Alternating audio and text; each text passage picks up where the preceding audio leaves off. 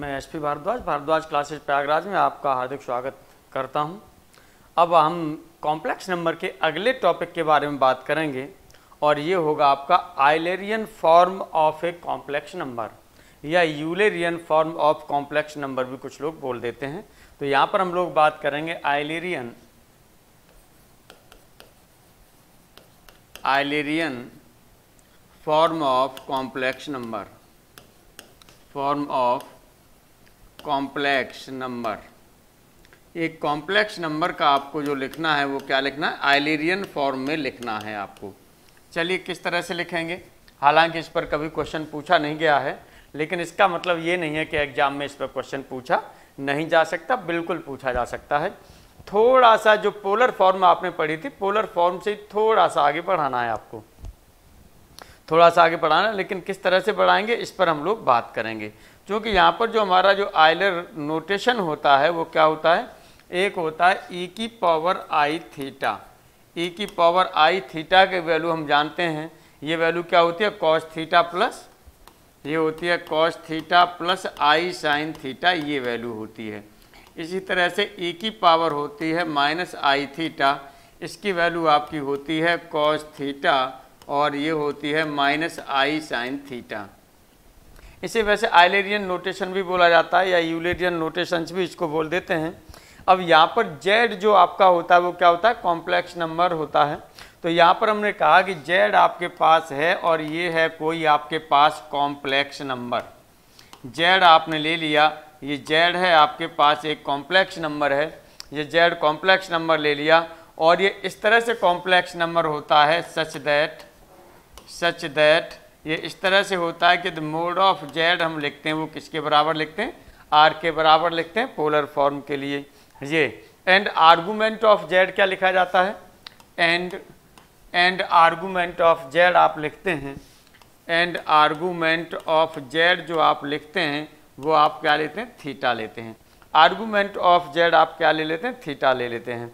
Then तब Z equal to क्या होता था, देन तब जेड इक्वल टू आपने लिखा है जेड इक्वल टू ये r cos theta plus i sine theta, i sine theta ये ले लिया। अब यहाँ से cos theta plus i sine theta को लिखना चाहें तो ई की पावर आई थीटा के फॉर्म में से आप लिख सकते हैं। तो यहाँ पर जो यही आइलर्स नोटेशन है, यही आइलर्स नोटेशन है, आइलर्स नोटेशन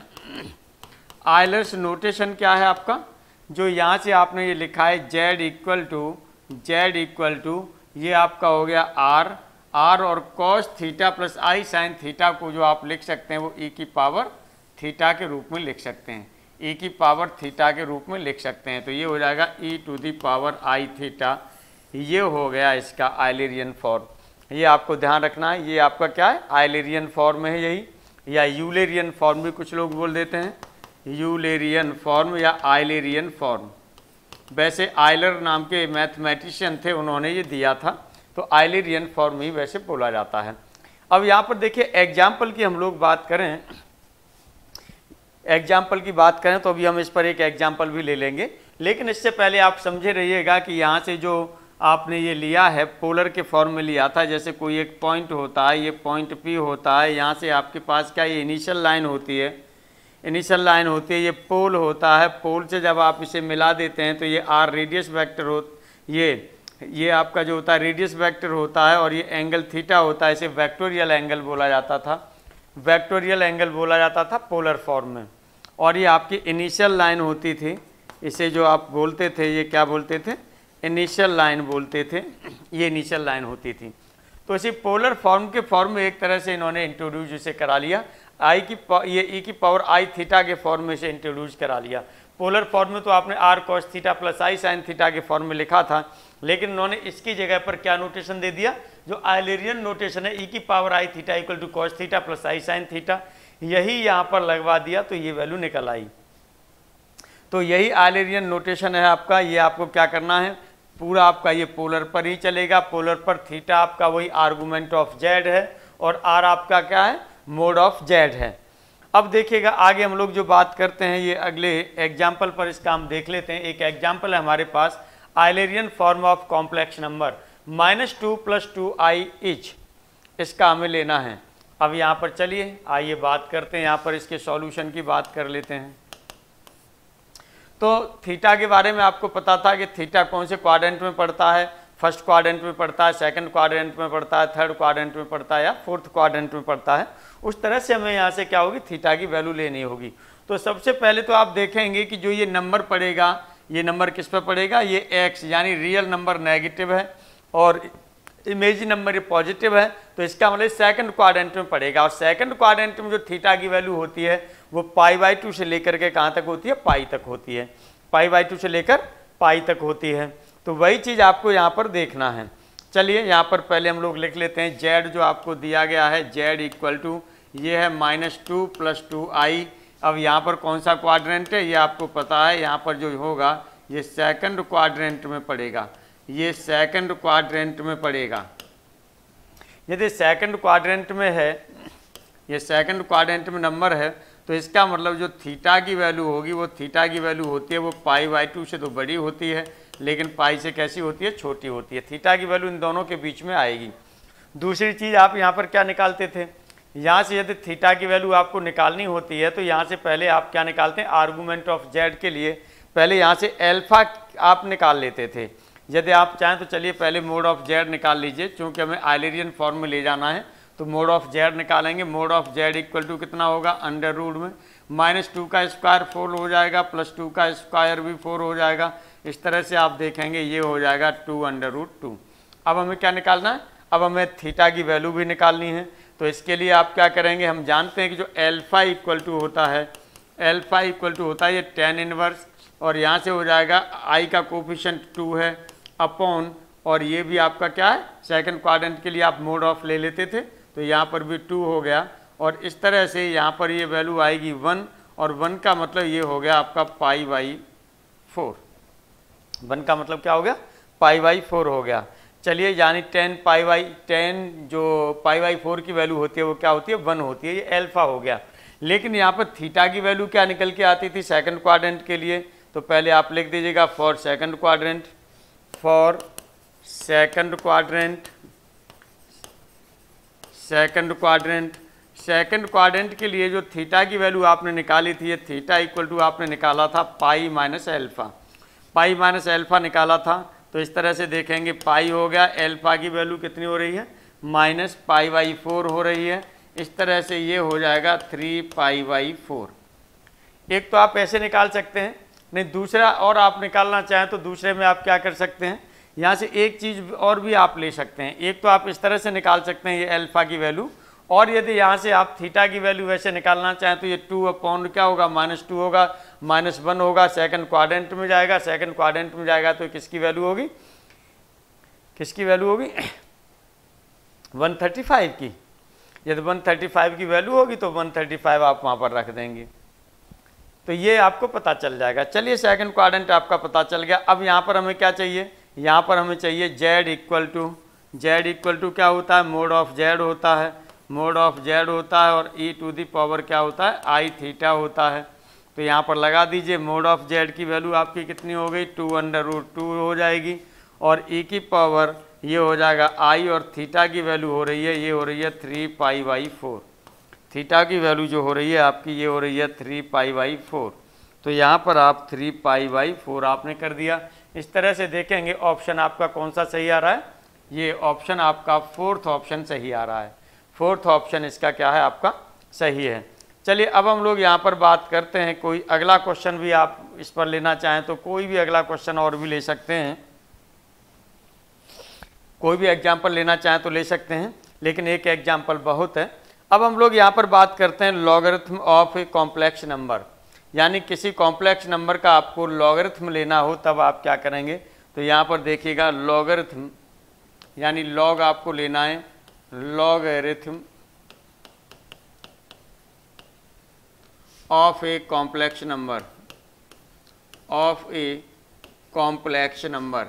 एक कॉम्प्लेक्स नंबर का आपको लॉगरिथम लेना है, कॉम्प्लेक्स नंबर, एक कॉम्प्लेक्स नंबर का आपको लॉग लेना है। तो वो लॉग किस तरह से लेंगे इस पर हम लोग बात करेंगे। यहाँ पर हमने मान लिया कि हमारे पास कोई दो नंबर है, एक हमने मान लिया x + i/, मान लिया, और एक हमने मान लिया a प्लस आई बी, दो हमारे पास कॉम्प्लेक्स नंबर हैं। एक हमने यहाँ पर मान लिया x प्लस आई वाई ले लिया, x प्लस आई वाई ले लिया, और दूसरा हमने ले लिया a प्लस आई बी। ये आपके पास क्या है, ये टू कॉम्प्लेक्स नंबर्स हैं, टू कॉम्प्लेक्स नंबर्स हैं, ये आपने ले लिया। अब इन टू कॉम्प्लेक्स नंबर्स से जब देखा जाता है तो इसमें एक रिलेशन वैसे मान लिया जाता है, और रिलेशन ये ले लिया जाता है कि a plus i b equal to e की power x plus i y. इसमें जो रिलेशन मान लिया जाता है ये आपका क्या मान लिया जाता है, ये मान लिया जाता है कि a plus i b equal to, और ये हो जाएगा e to the power x plus i y, ये करके मानते हैं। लेकिन फ़िलहाल में जिस नंबर का हमको जो लॉगरिथम लेना होता है उस पर हम लोग बात करते हैं। लॉगरिथम जो हमको लेना है वो किसका लेना है, इसका लेना है, ये a प्लस आई बी का। जब लॉग लेंगे तो यहाँ से ये पावर आगे आ जाएगी, लॉग ई 1 हो जाएगा। अब यहाँ पर देखेंगे ये लॉग हो जाएगा, इधर log a plus i b equal to हो जाएगा x प्लस आई वाई। इस फॉर्म में ये आपका कन्वर्ट हो जाता है। तो कुल मिलाकर के जब यहाँ पर हमारी जो बात होती है, यदि इससे हम z हमारे पास कोई एक कॉम्प्लेक्स नंबर है तो हमें ये याद रखना है कि z जब कोई कॉम्प्लेक्स नंबर होता है, इसे और भी आगे निकालेंगे तो जो कुल मिलाकर के जो निकल के आएगा उसी पर हम डायरेक्ट टारगेट पर आ रहे हैं। यदि इसका निकालेंगे तो थोड़ा बड़ा होता चला जाएगा, है ना, थोड़ा सा बड़ा होता चला जाएगा। तो यहाँ पर देखिएगा ये टू नंबर से इनको लेकर के निकाला जा सकता है, लेकिन हमने मान लिया कि हमारे पास है तो कोई हमें निकालना है कि एक कॉम्प्लेक्स नंबर है, ये हमने मान लिया है z का हमें लॉगरिथम लेना है। तो ये आपका कितना होगा, ये चीज़ ध्यान रखिएगा, z का यदि हमें लॉगरिथम लेना होगा तो ये जो आपका होता है यहाँ पर आप लेंगे लॉग मोड ऑफ z ले लेंगे प्लस, यानी लॉग z है तो यहाँ पर लॉग मोड ऑफ z ले लेंगे। मोड ऑफ z आपका क्या हो जाएगा, यदि a यहाँ पर आपका क्या होगा a प्लस आई बी है तो यहाँ पर हो जाएगा ये अंडर रूट में a square plus b square. Mod of z में क्या हो जाएगा, अंडर रूट में a square plus b square हो जाएगा, प्लस यहाँ पर i का मल्टीप्लाई करेंगे और ये होगा एम्पलीट्यूड ऑफ z या आर्गूमेंट ऑफ z। ये चीज़ निकल के आएगी, ये आपको करना है। जब ये आप रख देंगे तो आपको पता चल जाएगा कि यहाँ पर जो आपका लॉगरिथम किस तरह से आप निकालते हैं। एम्पलीट्यूड ऑफ z हमने आपको बताया था, एम्पलीट्यूड ऑफ z या आर्गूमेंट ऑफ z एक ही बात होती है। हमने आपको बताया था कि एम्पलीट्यूड ऑफ z या आर्गूमेंट ऑफ z एक ही बात होती है, ये हमने आपको बताया है, ये आपको ध्यान रखना है। और डायरेक्ट यदि हमें ये किसी कॉम्प्लेक्स नंबर का लॉगरिथम निकालना होगा तो डायरेक्ट आप इसी फॉर्मूले पर बेस्ड बना के लिख देंगे तो आराम से आपका आंसर आ जाएगा। जैसे देखिएगा क्वेश्चन हम यहाँ पर देख रहे हैं, एग्जाम्पल है आपका log 1 plus I is equal to, यानी 1 प्लस आई का लॉगरिथम ले लिया गया है, 1 प्लस आई का लॉग लिया गया है, उसकी वैल्यू क्या होगी ये हमें निकालना है। यहाँ पर देखिएगा चार ऑप्शन आपको दिए हैं। First option 1/2 log 2 plus I pi by 4 दिया है, सेकंड में 1/2 log 2 minus I pi by 4 दिया है, और यहाँ पर थर्ड में आपको दिया है 1/2 log 2 plus I 3 pi by 4, और फोर्थ ऑप्शन में दिया है नॉन ऑफ दिस, और फोर्थ ऑप्शन में दिया है नॉन ऑफ दिस। अब देखिएगा यहाँ पर हम सॉल्यूशन की बात करते हैं। अब यहाँ पर सॉल्यूशन की बात करते हैं तो यहाँ पर आपको क्या निकालना है, ये निकालना है लॉग ये 1 प्लस आई की वैल्यू आपको निकालनी है। तो इसके लिए आपका क्या होता है, ये log of Z mode of Z होता है, मोड ऑफ जेड निकालेंगे तो ये अंडर रूट में हो जाएगा 1 का स्क्वायर 1 हो जाएगा, प्लस आई का कोफिशिएंट भी 1 है, 1 का स्क्वायर ये भी 1 हो जाएगा, ये हो गया, प्लस आई होता है और आपका होता है amplitude of Z. Amplitude of Z आपका कितना हो जाएगा, यहाँ से ये कौन सा है आपका फर्स्ट है, फर्स्ट क्वाड्रेंट पड़ेगा, 1 प्लस आई आपका किस में पड़ेगा, फर्स्ट क्वाड्रेंट में पड़ेगा। और यदि फर्स्ट क्वाड्रेंट में पड़ेगा तो इसका मतलब ये क्या हो जाएगा, इसकी वैल्यू जो हो जाएगी ये हो जाएगी आपकी tan इनवर्स और ये हो जाएगी आपकी 1/1, ये वैल्यू आपकी हो जाएगी यहाँ पर। चलिए आगे बढ़ा दीजिए तो ये आपका हो जाएगा log अंडर रूट 2 हो जाएगा और प्लस आई हो जाएगा, यहाँ पर tan इनवर्स 1 की वैल्यू tan पाई बाई 4, तो इसका मतलब ये हो जाएगा आई पाई बाई 4। यहाँ से अंडर रूट को बाहर ले लें तो ये हो जाएगा 1/2 हो जाएगा और ये होगा आपका log 2। क्योंकि यहाँ पर इसकी पावर के फॉर्म में आप चाहें तो पहले कन्वर्ट कर लीजिएगा, आप लोग कन्फ्यूजन में न हो जाएं। चलिए मैं थोड़ा सा और बढ़ा देता हूँ। यहाँ से हम इसे लिख सकते हैं log 2 की पावर 1/2 लिख सकते हैं, प्लस हो जाएगा I π/4। इस तरह से आप देखेंगे, हम जानते हैं कि यदि हमारे पास इस तरह से log m की पावर n था तो ये आपकी वैल्यू होती थी n और log m, यानी जो पावर होती थी ये क्या आ जाती थी, आगे आ जाती थी। इसी तरह से 1/2 पावर आगे आ जाएगी और ये हो जाएगा log 2 प्लस I इंटू π/4। इस तरह से देखिए कौन सा ऑप्शन सही है, ये आपका फर्स्ट ऑप्शन सही है, फर्स्ट ऑप्शन आपका सही है। आइए देखिए अगले एग्जाम्पल पर हम लोग फिर बात करते हैं, और अगले एग्जाम्पल में फिर आपसे कहा गया है the value of I to the power I is, the value of I to the power I is. आप देख रहे हैं कि E के फॉर्म में दिया गया है तो आइलेरियन फॉर्म हो सकता है, पूछ रहा हो यहाँ पर E की पावर 0 दे दिया हो और यहाँ पर 0 ही आ रहा हो, ऐसे जो भी आप अपने माइंड में लगाना चाहें तो आप लगा सकते हैं। लेकिन यहाँ पर जो आपको देखना है वो I to the power I के लिए देखना है, तो यहाँ पर हम सॉल्यूशन की बात करते हैं। I to the power I जब हम देख रहे हैं तो इसका मतलब हमने यहाँ पर, चलिए मान लेते हैं लेट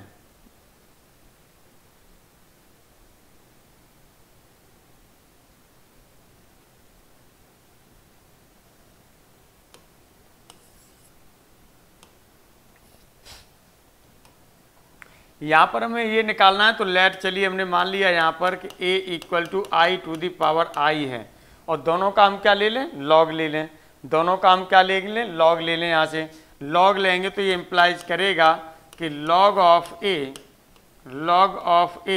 इक्वल टू हो जाएगा I, और ये हो जाएगा आपका log of I, log of a equal to हो जाएगा I और लॉग ऑफ I हो जाएगा। अब यहाँ से log I को लिखना चाहें तो log 0 प्लस I आप लिख सकते हैं, तो इक्वल टू, यदि यहाँ से आप इसे लिखना चाहेंगे तो आप लिख सकते हैं log a equal to I हो गया, और log I को लिखना चाहें तो log इसे आप लिख सकते हैं 0 प्लस I, ये लिख लिया। अब देखिएगा यहाँ पर हम जानते हैं कि इसकी वैल्यू कितनी हो जाएगी, तो इक्वल टू यहाँ पर आपने I लगाया, log 0 प्लस I की वैल्यू लेना चाहें तो log 0 प्लस I की वैल्यू कितनी हो जाएगी, ये आपका हो जाएगा, ये हो जाएगा आपका log ऑफ, यहाँ से आपका क्या हो जाएगा, log of mode of I, log of mode of I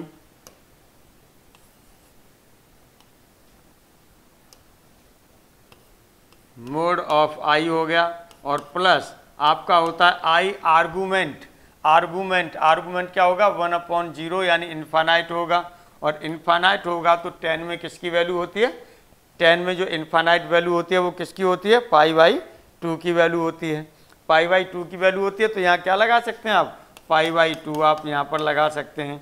चलिए मोड ऑफ I की वैल्यू कितनी हो जाएगी, 1 हो जाएगी। तो इस तरह से आप देखेंगे यहाँ से हो जाएगा I, और ये हो जाएगा log of 1 plus I into π/2 आपका हो गया, log 1 की वैल्यू 0 होती है, तो इस तरह से ये हो जाएगा आपका I, ये हो जाएगा I, और इंटू आपका है I π/2, ये हो जाएगा, यहाँ पर लिख दीजिए, बल्कि सिंस log 1 की वैल्यू होती है वो क्या होती है, 0 होती है, I स्क्वायर हो गया, तो इसका मतलब ये हो जाएगा माइनस π/2। यहाँ से हम एंटी लॉग लेंगे, टेकिंग एंटी लॉग, यदि यहाँ से आप एंटी लॉग लेंगे, टेकिंग एंटी लॉग, यदि आप एंटी लॉग लेंगे तो a इक्वल टू, ये किस में चला जाएगा, पावर में चला जाएगा, और ये हो जाएगा e की पावर माइनस π/2। कौन सा ऑप्शन सही है, ये आपके पास फोर्थ ऑप्शन सही है। इस तरह से ये आपके पास फोर्थ ऑप्शन सही है। ये हमने देखिएगा लॉग पर क्वेश्चंस देखे। अब हम लोग फिर आगे यहाँ पर जो बात करेंगे वो बात करेंगे geometrical representation of multiplication of complex numbers, geometrical representation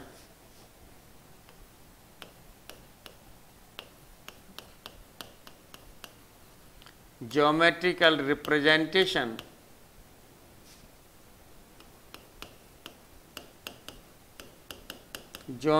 representation of multiplication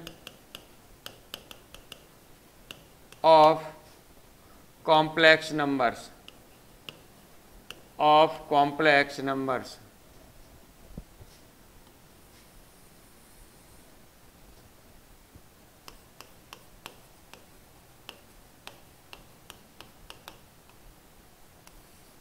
चलिए कॉम्प्लेक्स नंबर्स के ज्योमेट्रिकल मल्टीप्लिकेशन की बात करें, ज्योमेट्रिकल रिप्रेजेंटेशन हमें करना है।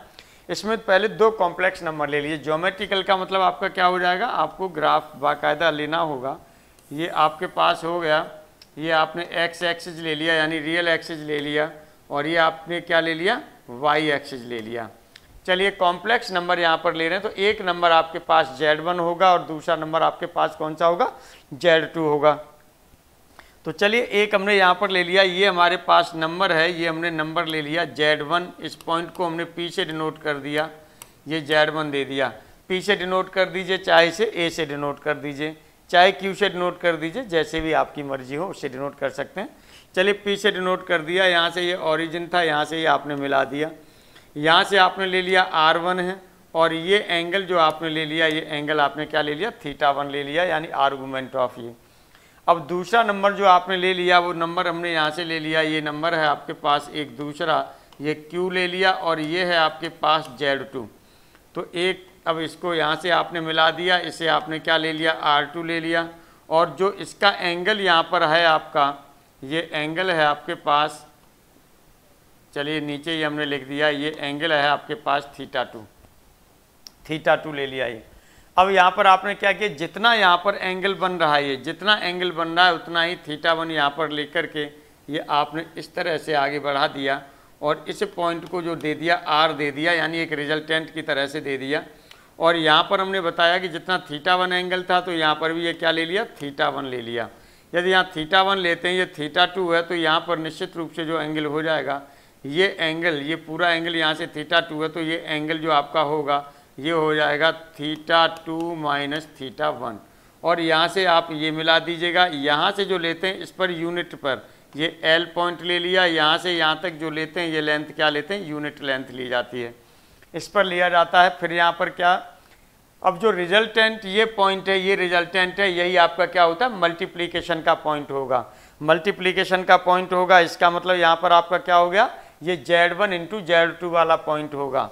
ये जो पॉइंट है ये Z1 इंटू Z2 वाला पॉइंट होगा। एंगल भी यहाँ पर देखेंगे तो एंगल कितना हो रहा है आपका, एंगल यहाँ से देखेंगे तो θ1 प्लस θ2 होगा। इसका जो आर्गूमेंट आप लेंगे तो वो θ1 प्लस θ2 होगा। और Z1 Z2 की यदि इसकी बात करेंगे तो ये R1 R2 आप लिख देते हैं। तो इस तरह से ये पोलर फॉर्म में इसकी बात करेंगे, पोलर फॉर्म में इस पॉइंट की बात करेंगे तो इसका कोऑर्डिनेट, पोलर फॉर्म में इसकी बात करेंगे तो इसका जो कोऑर्डिनेट आपका हो जाएगा वो होगा R1 R2 कॉमा ये हो जाएगा θ1 प्लस θ2। ये पोलर कोऑर्डिनेट हो जाएगा R पॉइंट का। चलिए और हम यहाँ पर जो आगे बात करते हैं तो दो नंबर हमने जो लिए थे वो नंबर कौन से लिए, एक आपने लिया है Z1 इक्वल टू आपने ले लिया x1 प्लस I y1 ले लिया। और यहाँ से जो मोड ऑफ Z1 की बात करेंगे तो मोड ऑफ Z1 की बात करेंगे तो ये कितना हो जाएगा, इसे हम R1 से डिनोट कर दें, इसे R1 से डिनोट कर दें, या और लिखना चाहते हैं तो इसे आप लिख सकते हैं अंडर रूट में x1 square plus y1 square, ये भी लिख सकते हैं। वैसे हमें यही R1 यूज करना है तो R1 ही हमने ले लिया है। और इसके लिए आर्गूमेंट की बात करें, यदि आर्गूमेंट ऑफ Z1 की बात करें तो ये आपने क्या लिया, θ1 लिया है। इसी तरह से दूसरा नंबर जो आपने लिया है Z2 कॉम्प्लेक्स नंबर, इसको आपने लिखा x2 प्लस I y2 लिख दिया। यदि इसका मोड ये निकालेंगे तो ये कितना हो जाएगा आपका, मोड ऑफ Z2 यदि आप निकालते हैं तो इसे हम R2 से डिनोट किया है, या आप लिखना चाहें तो इसको आप क्या लिख सकते हैं, अंडर रूट में x2 square plus y2 square भी आप लिख सकते हैं। लेकिन यहाँ पर आर्गूमेंट ऑफ Z2 की बात करें तो आर्गूमेंट ऑफ Z2 आपने क्या लिखा है, θ2 लिखा है। अब यहाँ पर हमें मल्टीप्लिकेशन लेना है, तो मल्टीप्लिकेशन के लिए हमें क्या करना पड़ेगा, हमें यहाँ पर मल्टीप्लिकेशन लेना है। तो मल्टीप्लिकेशन के लिए हमें क्या करना है, मल्टीप्लिकेशन के लिए हमें Z1 इंटू Z2, तो Z1 इंटू Z2 किससे दिखाया गया ये देख लीजिएगा, निकालेंगे इसको बाकायदा, यही चीज़ें निकल के आएंगी जब इसे हम बहुत ज़्यादा ब्रॉड में करेंगे तो। लेकिन यहाँ से चूँकि हमें डायरेक्ट रिजल्ट ही लेने की ज़रूरत है, जिससे कि हमें बस ध्यान रहे और हम आगे बढ़ें क्वेश्चंस पर। तो अब यहाँ पर देखिएगा ये Z1 Z2 की यहाँ पर बात हो रही है, तो यहाँ पर अब आपको ध्यान रखना है देन, तब आपको ध्यान रखना है देन, तब Z1 Z2 यदि इसके मोड की बात होगी तो ये होता है R1 R2। Z1 Z2 के मोड की बात होती है तो ये होता है R1 R2। एंड यदि यहाँ पर आर्गूमेंट ऑफ Z1 Z2 की बात होती है तो ये हमने आपको बताया है, ये आर्गूमेंट यहाँ पर कौन सा आ रहा था, θ2 माइनस θ2 प्लस θ1। θ2 ये है, θ1 या θ2 प्लस θ1, तो यहाँ आप लिख सकते हैं θ1 प्लस θ2, θ1 प्लस θ2। बल्कि लीजिए यहाँ पर थोड़ा सा हम इसे हटा देते हैं,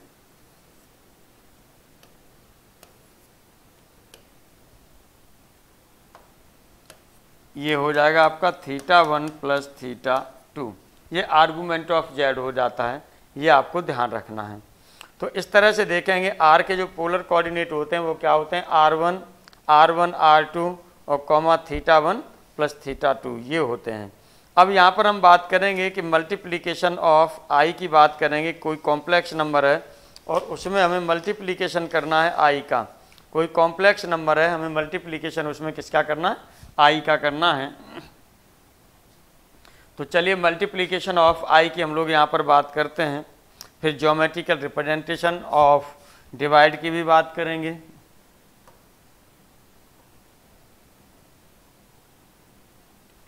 मल्टीप्लिकेशन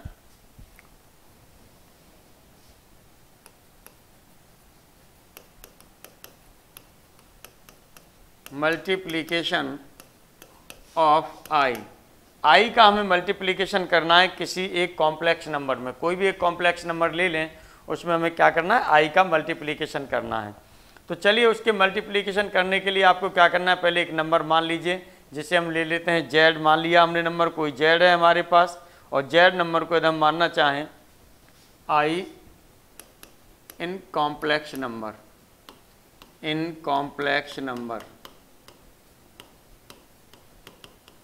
चलिए एक हमने ले लिया कॉम्प्लेक्स नंबर है Z को आपने लिख लिया x प्लस आई वाई लिख सकते हैं, या आप इसे लिख सकते हैं r cos theta plus i sin theta polar form में।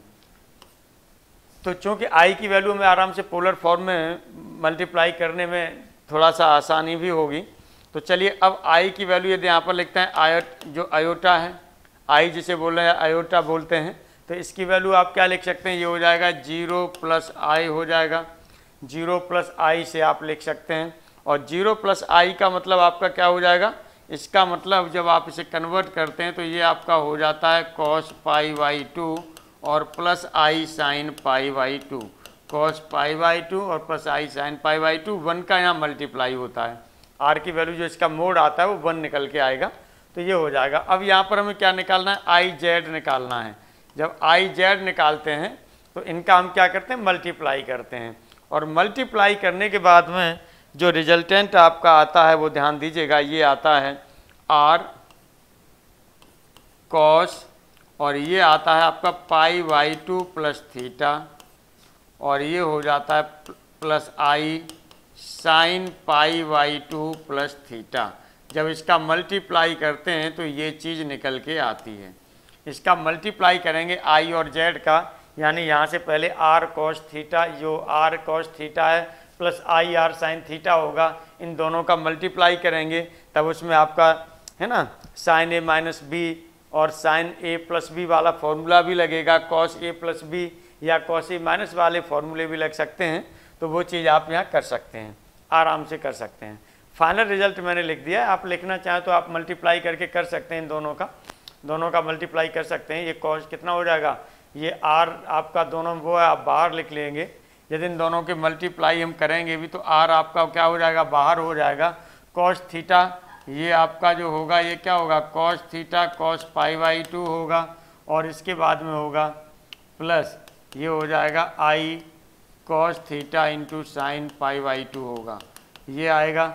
उसके बाद में फिर इसका मल्टीप्लाई करेंगे इसमें, तो प्लस ये हो जाएगा I sine theta into cos π/2 होगा, और प्लस अब यहाँ पर क्या हो जाएगा, I का तो यहाँ पर माइनस हो जाएगा आपका, यहाँ पर आपका क्या आएगा, यहाँ पर ये जो हम यहाँ ले रहे हैं ये आपका माइनस आ जाएगा।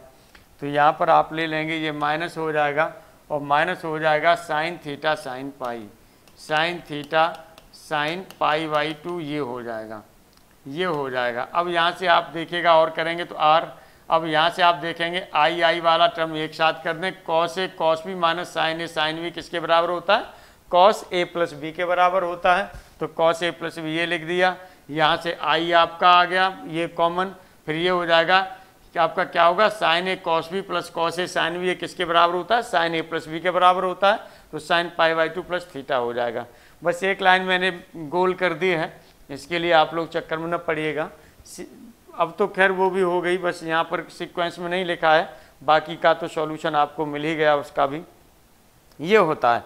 तो यहाँ पर आप देखेंगे जो वेक्टर आपका जो जेड वेक्टर हो रहा था, आई का मल्टीप्लाई करने के बाद में ये कितना हो गया, पाई बाई 2 टर्न कर गया, ये पाई बाई 2 टर्न कर गया। आई का मल्टीप्लाई किया तो पाई बाई 2 टर्न करेगा, फिर इसमें आई का मल्टीप्लाई कर दें, यानी आई का मल्टीप्लाई करने का मतलब -1 का मल्टीप्लाई, आई इंटू आई, अभी आई का मल्टीप्लाई किया है तो आपका पाई बाई 2 टर्न कर गया।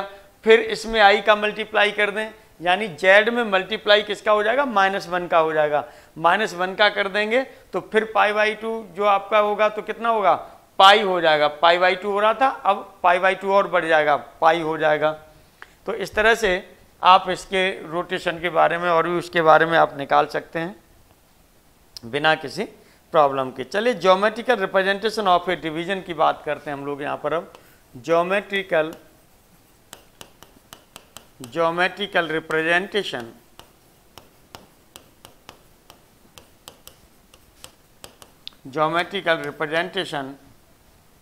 Of the division of complex numbers, of division of complex numbers,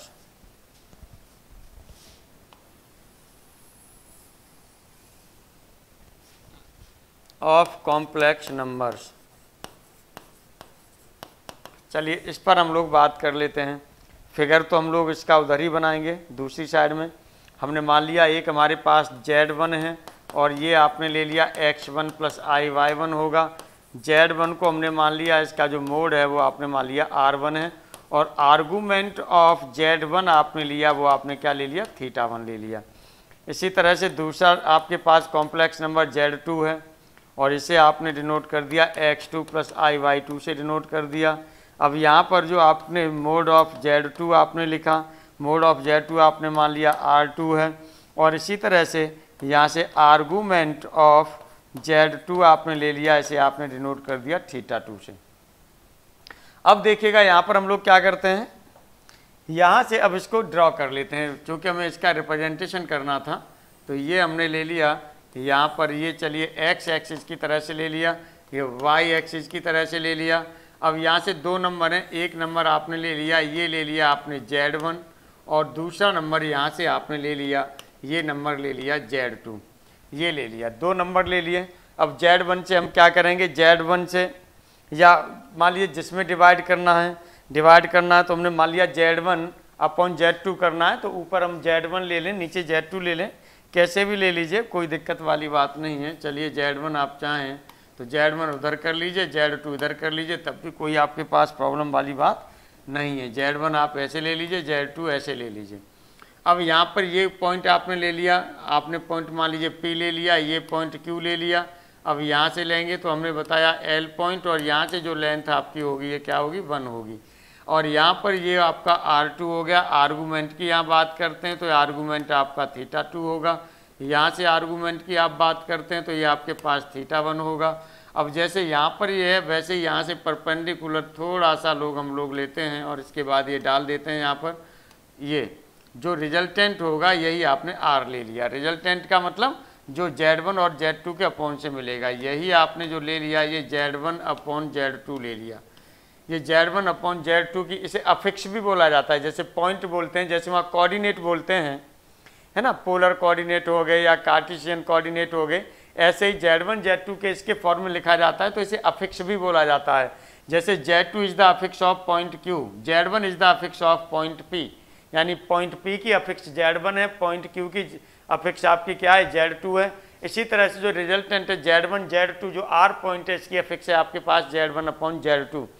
अब इसके एंगल की बात करेंगे, Z1 अपॉन Z2 का एंगल हो रहा है तो कौन सा हो रहा है, यहाँ से देखिएगा ये θ1 था, यहाँ से θ2 था, और ये θ2 यहाँ पर है, तो ये एंगल भी आपका जो लिया जाता है θ2 लिया जाता है, इतना ही एंगल लिया जाता है। जब ये θ2 होगा तो यहाँ से सीधा सा जो एंगल आपका ये एंगल जो हो रहा है, ये वाला एंगल, ये आपका क्या हो जाएगा, θ1 में से θ2 घट रहा है तो ये हो जाएगा θ1 माइनस θ2। ये एंगल आपके पास हो जाएगा, ये हो जाएगा θ1 माइनस θ2, ये एंगल आपके पास हो जाता है। तो इस तरह से देखिएगा यहाँ पर Z1 upon Z2, Z1 upon Z2 के यदि मोड की बात करते हैं, Z1 अपॉन Z2 के मोड की बात करते हैं तो इक्वल टू ये हो जाएगा आपका R1 upon R2, R1 R2 यहाँ पर है, R1 आपके पास ये है, R1 अपॉन R2 हो जाएगा। अब इसके आर्गूमेंट की भी बात करते हैं तो argument of Z1 upon Z2 क्या होगा, यहाँ पर हम लोग बात करते हैं argument of Z1 upon Z2, तो ये आपने निकाला था, यहाँ पर कितना हो रहा था, θ1 minus θ2। Argument of Z1 upon Z2 equal to क्या हो रहा है, θ1 माइनस θ2 हो रहा है, ये वैल्यू आपकी हो रही है। अब देखिएगा आगे और भी हम लोग बात करेंगे, आगे हम लोग जो बात करेंगे वो बात करेंगे geometrical representation of conjugate of a complex number पर बात करेंगे।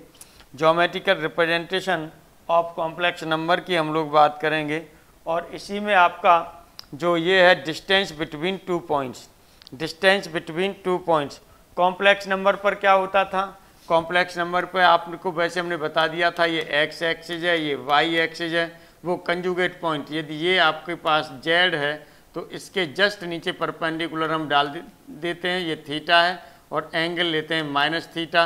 तो जो ये पॉइंट होता है, यदि ये पॉइंट आपके पास P है तो ये पॉइंट आप Q ले लेते हैं, और Q लेने के बाद में इसे लिखते हैं कंजुगेट ऑफ Z, ये लिखा जाता है कंजुगेट ऑफ पॉइंट। आपको बताया था, डिटेल में बताया है, इसलिए इस पर बहुत चर्चा करने की ज़रूरत नहीं है। चलिए अब हम लोगों को जो लेना है वो लेना है डिस्टेंस बिटवीन टू पॉइंट्स। यहाँ पर हमें जो लेना है ये लेना है distance between two points, distance between two points. एक चीज़ आप लोग ध्यान रखिएगा, इनसे क्वेश्चन पूछे जाते हैं, जैसे कुछ तो आपको इस जो ये आपको जो लगता है कॉम्प्लेक्स नंबर में लगता है, कुछ तो क्वेश्चन आपको फिक्स से लगते हैं। जैसे एक आपको लगता है कि लोकस से पूछा जाएगा, चलिए मान लिया लोकस से पूछा जाएगा। कुछ क्वेश्चन आपको क्या लगता है कि जो आपने निकाला था मॉडुलस, मॉडुलस का मतलब मापांक, मॉडुलस का मतलब क्या था, हिंदी में मापांक बोला जाता है या मैग्नीट्यूड बोला जाता है। उसी तरह से आपका क्या था कोणांक, argument, argument, polar form, polar form ले लिया। तो आपको लगता है कि इनमें से भी कोई ना कोई फॉर्म और कहीं से ऐसे क्वेश्चन पूछ लिए जाते हैं। लेकिन अब ये क्वेश्चन जो हो रहे हैं कुल संख्या कितनी हो रही है, आप देखिएगा ये फिक्स हो रहे हैं तो 2-3 क्वेश्चन हो रहे हैं, लेकिन जो कॉम्प्लेक्स नंबर से आप एवरेजन देखेंगे तो आपके 5 क्वेश्चन आपको मिलते हैं। अब 5 क्वेश्चन, वो बाकी के क्वेश्चन कहाँ से मिलेंगे, चलिए 2 या 3 क्वेश्चन आपने यहाँ से मिल गया, अब 2-3 क्वेश्चन जो रहेंगे वो कहाँ से मिलेंगे, ये बात होती है। तो वो बात जो होंगी, वो क्वेश्चन होंगे, वो इसी तरह से आपके मिलेंगे। थोड़ा सा ये हल्का सा बस समझने की बात है, क्योंकि वो जो आप निकालते हैं आर्गूमेंट वगैरह वो सब निकालते हैं, मैग्नीट्यूड निकालते हैं, स्क्वायर रूट निकालते हैं, वो थोड़ा सा सिंपल टाइप का भी पड़ जाता है, तो आप लोगों का साहस में बना रहता है। लेकिन यहाँ पर आकर के थोड़ा सा आप लोगों को लगता है कि ये टफ है, क्या चीज़ है, ऐसा कुछ नहीं है, बहुत सिंपल है, आराम से आप कर सकते हैं। पूरे 5 क्वेश्चंस का लगभग एवरेज होता है, इसमें आराम से आप कर सकते हैं। एवरेज की बात की है मैंने, 5 क्वेश्चंस, हो सकता है 6 क्वेश्चन भी पूछ दे, हो सकता है 4 भी पूछ दे, किसी साल 6 क्वेश्चन पूछे हैं इसमें से, किसी साल 7 भी पूछ दिए हैं, कभी 5 ही पूछे हैं, कभी 4 भी पूछ दिए हैं, तो वो दिक्कत वाली बात नहीं है। आपको पूरा सिलेबस पढ़ना है और कायदे से पढ़ के आगे बढ़ना है कि जो भी आप पढ़ें उसमें से क्वेश्चन आपका छूटे न। चलिए अब हम लोग यहाँ पर जो बात कर रहे थे वो डिस्टेंस बिटवीन टू पॉइंट्स की बात कर रहे थे। तो डिस्टेंस बिटवीन टू पॉइंट्स में हमने यहाँ पर ले लिया, हमारे पास एक ये एक्स एक्सिस की तरह से ले लिया, ये वाई एक्सिस की तरह से ले लिया, एक पॉइंट आपके पास ये ले लिया हमने, सपोज कर लीजिए ए, और ये पॉइंट ले लिया हमने बी। अब इनकी अफिक्स भी होंगी, अफिक्स का मतलब Z1 Z2 के फॉर्म में आप इसे लिख सकते हैं। तो हमने ये ले लिया, इसकी अफिक्स हमने ले ली, वो ले ली Z1, और इसकी अफिक्स ले ली Z2। एक की अफिक्स हमने ले ली Z1 और दूसरे की अफिक्स हमने क्या ले ली, Z2 ले ली।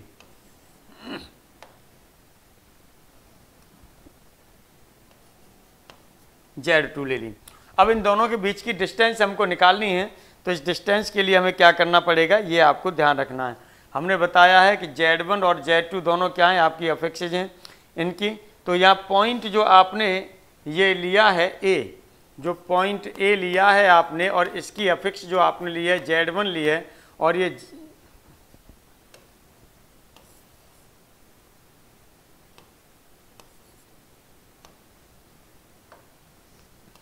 पॉइंट आपने A लिया है, इसकी अफिक्स Z1 लिया है। यदि इसे आप लिखना चाहें तो x1 प्लस आई y1 के फॉर्म में लिख सकते हैं, x1 प्लस आई y1 के फॉर्म में आप लिख सकते हैं। इसी तरह से दूसरा पॉइंट है आपके पास, और ये पॉइंट आपने ले लिया B, और ये पॉइंट आपने ले लिया B, और इस B के लिए जो Z2 अफिक्स आपने लिया है, इसकी वैल्यू आपने लिखी x2 प्लस आई y2, ये लिख दिया। अब यहाँ से हमें क्या करना है, यहाँ से हमें डिस्टेंस बिटवीन निकालना है, distance between A and B। Distance between आपको लेनी है, distance between A and B। इसका मतलब ये डिस्टेंस आपकी जो हो गई वो AB हो गई, तो इसका मतलब यहाँ पर क्या हो जाएगा, ये आपका होगा कि जो यहाँ से Z2 माइनस Z1 जो अफिक्स आपकी बनेगी, Z2 माइनस Z1, इसका मोड निकालना है। Z2 माइनस Z1 का आपको क्या निकालना है, मोड निकालना है। तो चलिए इसके लिए पहले हमें क्या फाइंड करना पड़ेगा, सिंस चूँकि Z2 माइनस Z1 पहले आपको फाइंड करना होगा, तो Z2 माइनस Z1 आपका क्या हो जाएगा, x2 प्लस आई y2 हो जाएगा, माइनस x1 हो गया, माइनस आई y1 हो गया। इस तरह से आप देखेंगे तो ये रियल पार्ट से x2 minus x1, real part को रियल पार्ट के साथ लिखा, इमेजिनरी पार्ट को इमेजिनरी पार्ट के साथ लिखिए, तो i ये हो जाएगा y2 minus y1, i common आ जाएगा इमेजिनरी पार्ट में। इस तरह से यदि आप यहाँ से क्या लेते हैं, Z2 माइनस Z1 का मोड लेते हैं, तो ये अंडर रूट में आपका कितना हो जाएगा, ये हो जाएगा आपका x2 माइनस x1 का होल स्क्वायर, और प्लस हो जाएगा y2 माइनस y1 का होल स्क्वायर। ये आपका हो जाएगा, ये आपका हो जाएगा। आराम से इसे आप कर सकते हैं।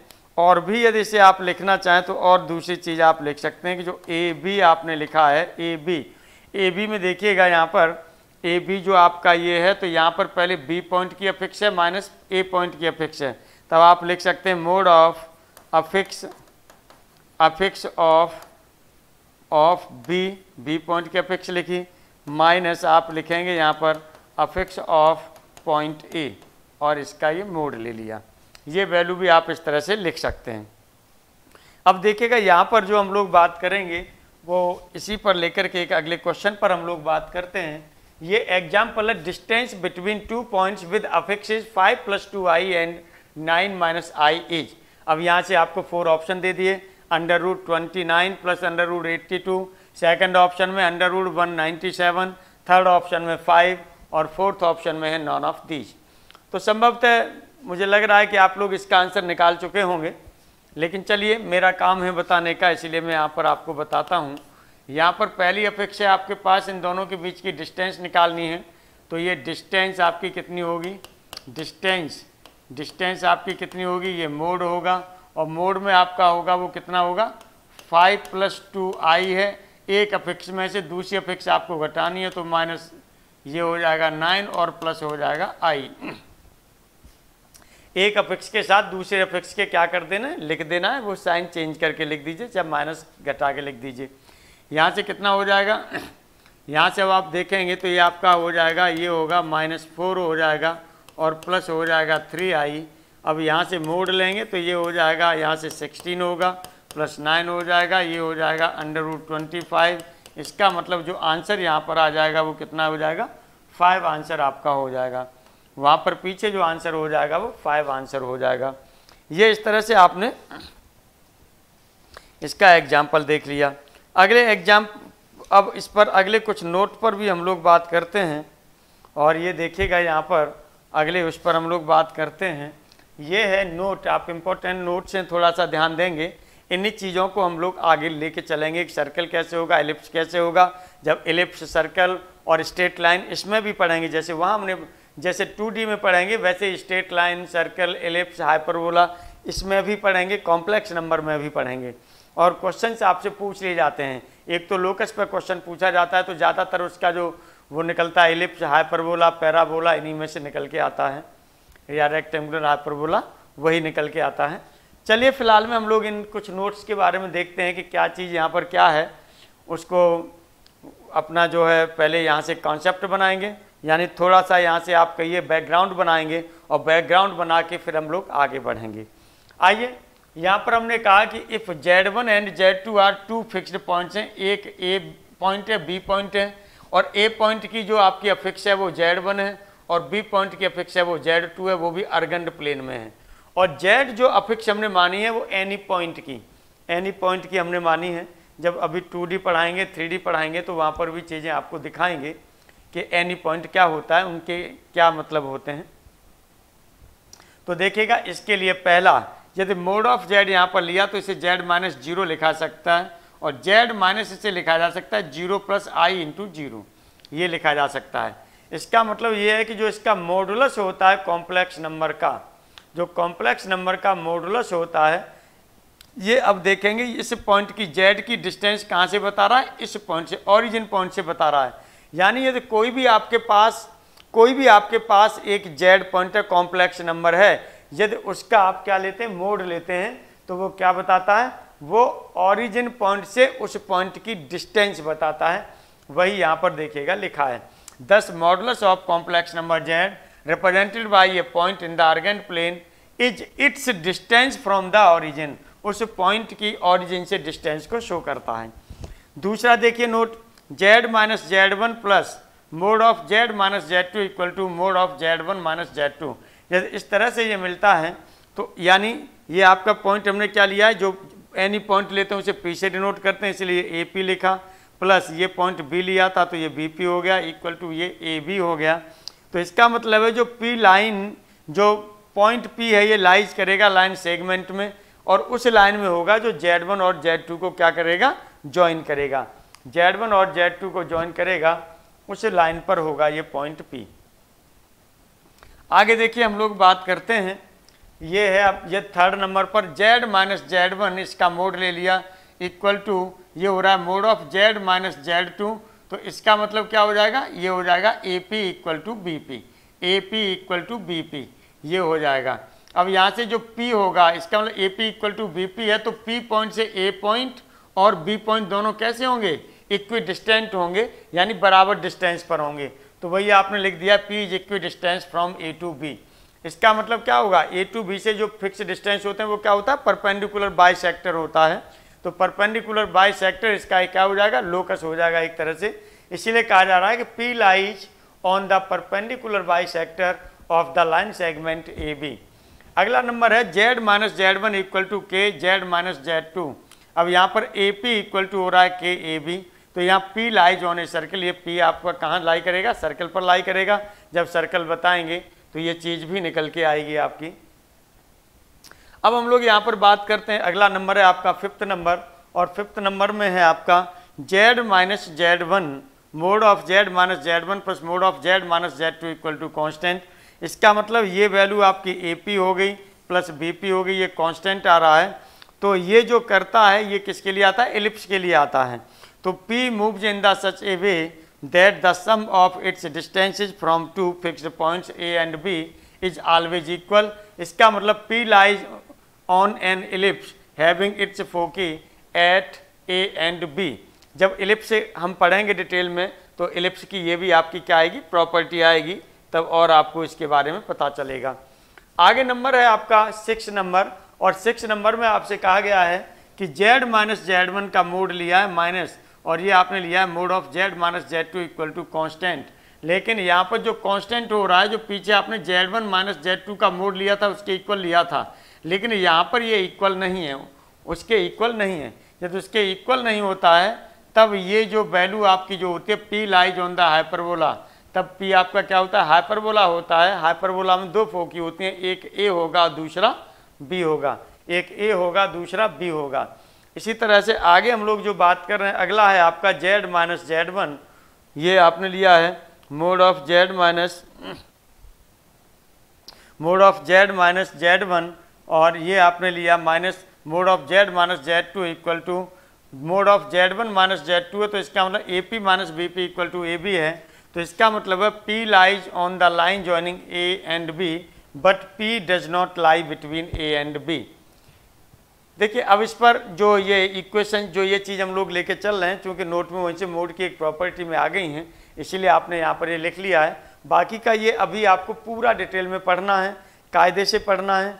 अब चूँकि यही है, इसके बाद में आपका जो ओमेगा वाला बचेगा, यूनिटी, रूट्स ऑफ यूनिटी बचेंगे, यही इसमें आपकी चीज़ें बच रही हैं, तो जल्दी ही इसमें ये भी ख़त्म होंगी। आज की चलिए क्लास हम यहीं पर ऑफ करते हैं, फिर आपसे बात करेंगे।